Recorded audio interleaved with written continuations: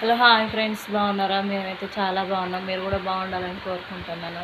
ఇవాళ శుక్రవారం కదా, ఇక దీపం పెట్టాను.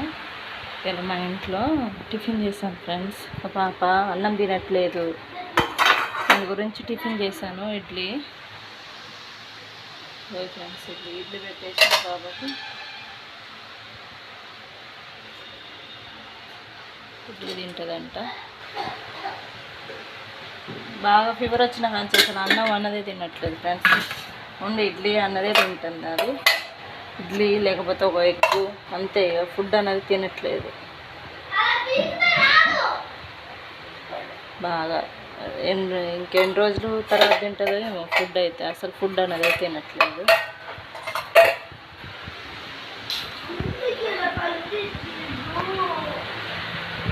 ఫ్రెండ్స్, పాప